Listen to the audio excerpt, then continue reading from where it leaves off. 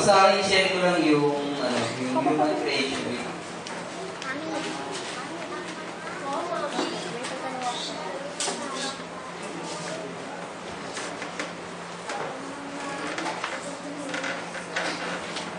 Salita ka ba? Human creation week. Ano po? Hindi. Kamalag pa lang. Yung human creation week. Tapos, si Brother Franz, Genesis chapter 1. Genesis chapter 1, verse 1 and 2. Pero hindi na po natin babasahin. Sabi niya lang dito, yung Genesis 1, chapter 1, verse 1 and 2, sabi niya dito, in the beginning, God created the heaven and the earth. Sabi niya, yung mga denominasyon, tinatawag nila itong Gapturing. Ito pong Genesis chapter 1. Gapturing. Tapos, divine judgment theory.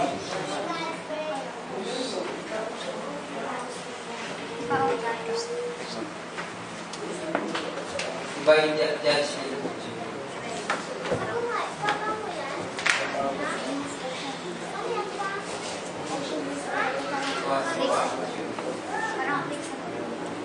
Tapos, ito kasi last is yung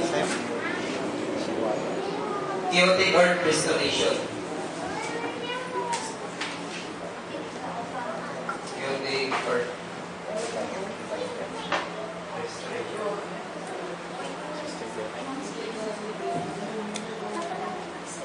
Yan. So, yun yung tatlong tawag nila dyan sa human creation week. Tapos sabi niya rito, may naglalaban pa dito ng mga denominasyon na sabi nila, literal na 7 days o 24/7, hindi nga yung hindi nga yung create ng Diyos sa tao. 24/7. Sabi niya rito, under chronological, pwedeng tawagin na gano'n, sabi niya. At sabi niya, iba yung, sa paliwanag ni Brother Francis, iba yung thought niya din sa application sa Genesis chapter 1 na sabi niya, the world was not literally created in 7 days or 24/7. At sabi niya, ibig sabihin, sabi niya, yung compressed na universe within 15 billion years, sabi niya. At sabi niya, you get almost 6 days sa ngayon, sa panahon natin. Sabi niya sa Genesis chapter 1:1, Genesis chapter 1 verse 2, ito yung original, yung chaos, sabi chaos theory, na ibig sabihin, nilalang yung sanlibutan. Binasa niya sa Genesis chapter 1 verse 2, in the earth was without form and void and darkness was upon the face of the deep. The Spirit of God moved upon the face of the water. So, yung mundo, ano na siya, nilikha na siya kasi without form lang and void. Tapos sabi niya nito, sabi niya, kung yun yung description, ibig sabihin, ang earth ay dumaan sa ganong estado, yung chaotic. Hindi ko na ano yung chaotic. So, sabi niya, chaotic pa bago maging maayos. Ibig sabihin, meron ng mundo, iayos na lang. At sabi niya dito, yun yung application sa Genesis chapter 1, no? Ibig sabihin yung chronological gap theory. So, ibig sabihin, diretso siyang nilalang. Nasabi niya dito, sa Isaac geologic timetable ng Earth, which 4 billion years old, merong mga nabuhay, sabi niya, tapos biglang namatay. So, sa first creation, may mga nilalang na namatay na. At sabi niya rito, yung example niya yung dinosaur. Yung dinosaur, nabuhay sila ng 63 million years. 63 million. Yung lumipas sa kanila. Tapos yung Ice Age, alam niyo yung Ice Age, diba yung mundo?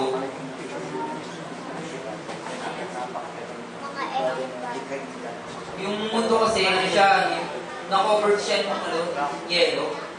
Then yung tinatawag nilang ice age na natira yung sa baba lang kasi hindi siya naiika kasi takbo lang nung bagay niya lang, hindi siya yung okay. So, dito yung natitirang yung yellow. At sabi niya dito, gaano nakatagal na yung ice age? Sabi niya, 100,000 years ago.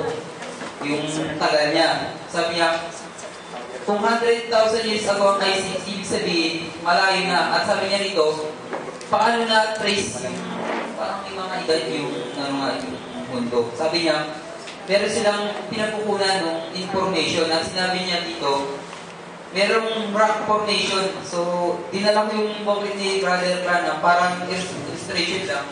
Yung rock formation, ano siya? Hello? Yung kung makikita niyo yung bago, meron siyang mga buwit-buwit. Yan yung dinadaan niya ng iba pag ang tubig dumaan, nagkakaroon siya ng mga shape.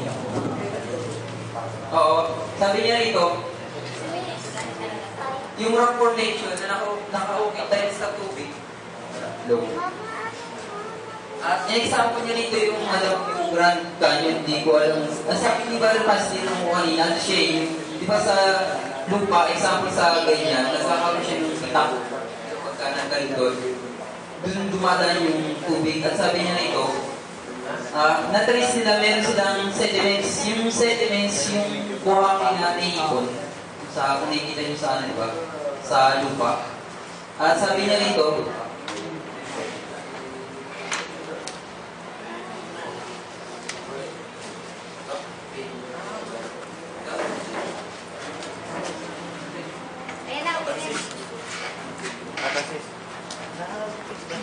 Tuloy mo, Brad.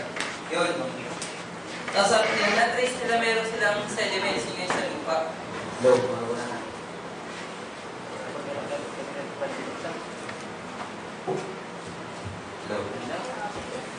Yun, tapos sabi niya rito,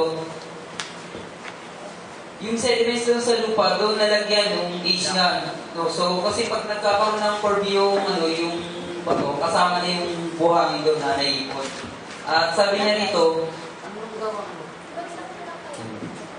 yung age niya, tinest nila ng radio carbon. So, yung parang nila, yung radar na gumagalaw, ang test nila. At sabi niya rito, yun din tawag ng radiocarbon uranium. At sabi niya, sa ice, sabi niya, bigyan ko kayo ng halimbawa, yung nakalulog sa ice na, sabi niya, na nakita pa nila na buo pa ang katawan. So, sabi niya ito, yung example niya, yung mastodon sa muri ng elefante. At sabi niya, walang dinosaur na nabuo. Sa isang yelo kasi, di ba sa ice age, yung panahon na na-process, yung mga hayop, di ba na-process sila. So, pagka na-process sila, yung di ba yung nag-work yung sa yelo, so yung katawan ko, ano yung uri ng katawan nila yung shape, yung parang na shape dun sa yelo. At sabi niya ba dito, may ibang paliwanag yung mga denomination eh. At sabi niya pa dito, bago magkaroon ng tao, siyempre yung unang nilikha ng Diyos na mundo, sabi niya, meron ng mga anghel. So, siyempre, sabi niya dito, ibig sabihin, yung fall of angel, nauna pa sa fall of man. Sabi niya, na napakaikli yung oras. Sabi niya, billion of years, kung mapapansin natin dito, drawing lang yung kasi dito pa nagsimula yung mga angel bago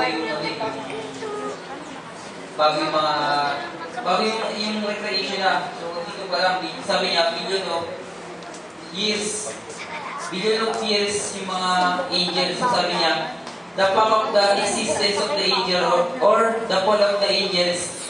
Sabi niya, at naghihintay lang si Lucifer sa garden nito. Sabi niya, ang totoo, ang chronological, hindi lang, sabi niya, yung 24/7 o yung isang araw, sabi niya. At sabi ko naman, since the earth is not young earth, no? So, ibig sabihin, hindi yung sa Genesis chapter 1, hindi siya yung unang likha. Sabi niya dito, the earth is really 100,000 millions or billion years. Yung niya, sabi na.